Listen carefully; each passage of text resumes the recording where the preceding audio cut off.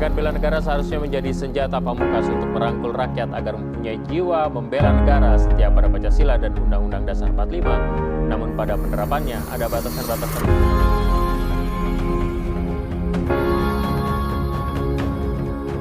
Presiden Joko Widodo menaikkan peraturan pemerintah nomor 3 tahun 2021 tentang peraturan pelaksanaan Undang-Undang nomor 23 tahun 2019 tentang pengelolaan sumber daya nasional untuk pertahanan negara.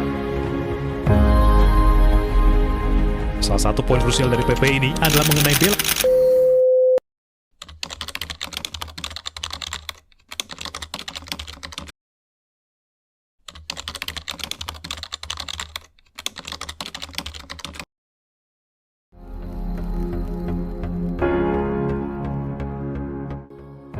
Perkenalkan, nama saya Reski Febri.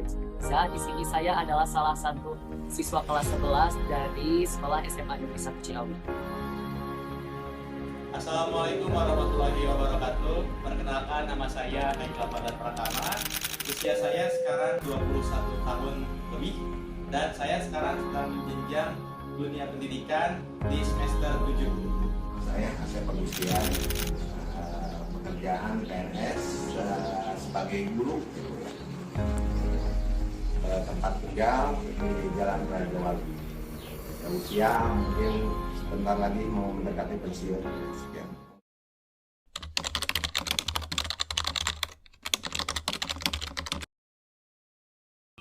Sikap atau tindakan yang paling enggak ada kepedulian terhadap negara, baik warganya maupun geografisnya. Ya sesimpel itu sih, peduli gitu. Ini. Menurut saya, bela negara adalah sikap dan tindakan untuk menjaga serta mencintai tanah air, tidak hanya lewat peperangan saja, tetapi juga bisa dengan hal-hal yang sederhana, seperti menaati peraturan sekolah, peduli lingkungan, dan berbuat positif bagi bangsa.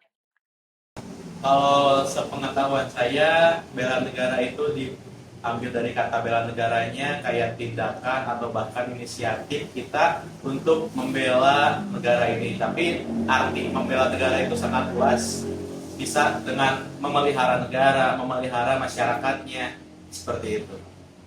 Bela negara itu adalah sebuah kewajiban yang diemban oleh seluruh warga masyarakat atau oleh seluruh warga negara. Itu adalah sebuah kewajiban.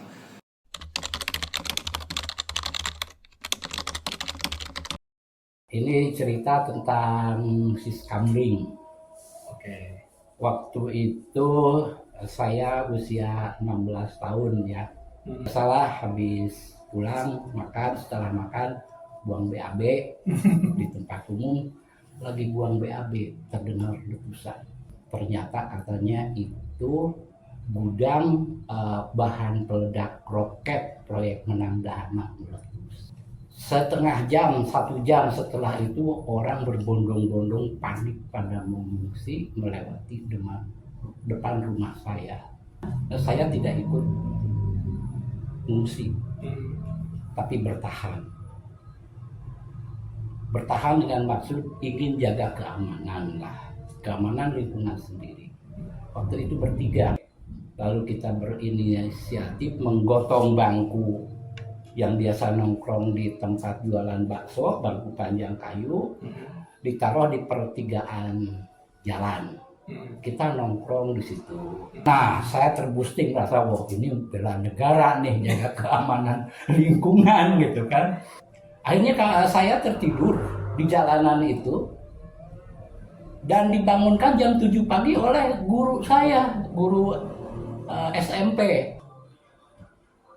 Ya, kayaknya kalau itu sisi Siskamlingnya. Saya pernah mengikuti kerja bakti di sekolah dan lingkungan rumah saya. Lalu saya pernah menjaga ketertiban saat kegiatan besar. Nah, serta saya selalu mengikuti upacara bendera dengan hikmat sebagai bentuk penghormatan kepada para pahlawan. Dari contoh hal kecil aja, kita membuang sampah kepada tempatnya juga itu bisa termasuk bela negara karena termasuk memelihara negara ini. Contoh menyayangi umatnya atau saling tolong-menolong terhadap warga negara masyarakatnya.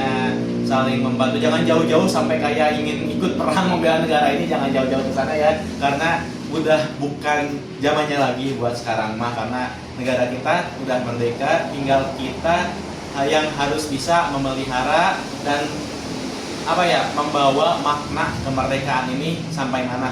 Nah, untuk Bapak, pengalaman Bapak sebagai ASN juga, bela negaranya itu difokuskan kepada tugas tupoksi Bapak sebagai ASN gitu. Karena Bapak sebagai ASN di sini tupoksinya yaitu bekerja di dalam bidang pendidikan, mencerdaskan bangsa, maka wujud bela negara Bapak itu adalah mencurahkan segala energi, segala daya upaya, segala hal yang Bapak bisa berikan kepada negara, bisa diberikan kepada bangsa, yaitu untuk mencerdaskan bangsa anak-anak.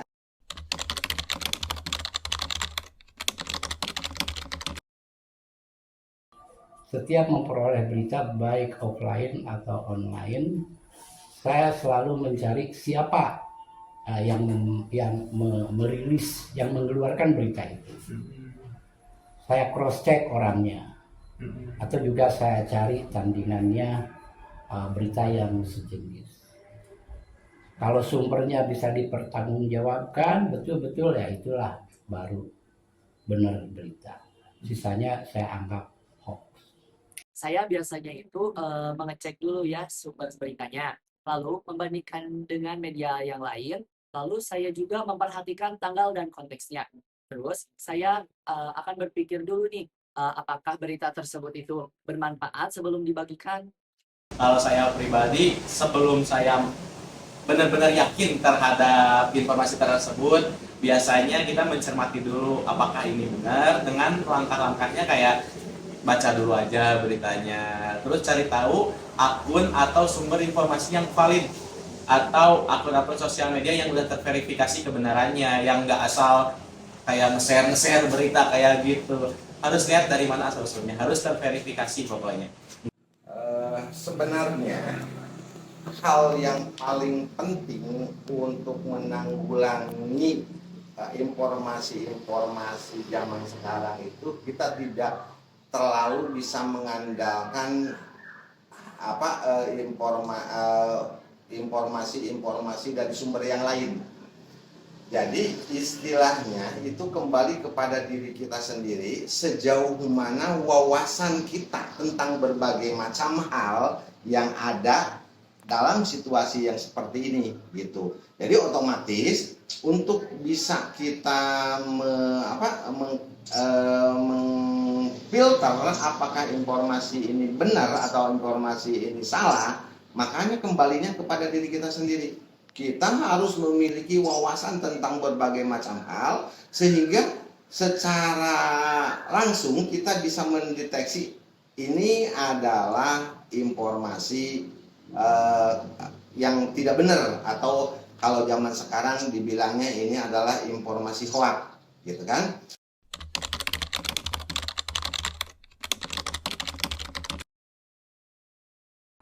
Bangsa Indonesia, ini oke ya. Saya ilustrasikan kondisi saat ini antara offline dan online.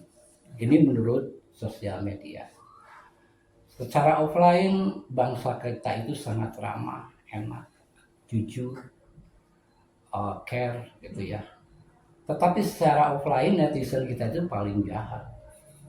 Nah, harapan saya dari dua ini, andai antara online dan offline ini berimpit menjadi masyarakat yang menyenangkan bagi seluruh dunia, saya berharap pendidikan terencana dan kontinu tentang mental bangsa ini. Mental yang jujur, disiplin, ramah, dan peduli baik terhadap alam maupun terhadap lingkungan. Harapan saya untuk Indonesia, saya berharap Indonesia menjadi negara yang maju, aman, dan adil, serta dipimpin oleh orang-orang yang jujur, dan generasi mudanya itu terus berkarya dan membawa nama baik bangsa ke dunia. Mudah-mudahan banyak perwakilan-perwakilan rakyat lainnya yang bisa benar-benar mewakili rakyat Indonesia ini, karena masih banyak PR sekali di negara kita ini. Harapan Bapak sebagai ASN, harapan Bapak sebagai warga masyarakat Indonesia, harapannya Indonesia semakin kesini itu harus semakin maju dengan sebuah konsep dan dasar perilaku dari warga negara sekarang itu paling utama adalah sebuah kejujuran.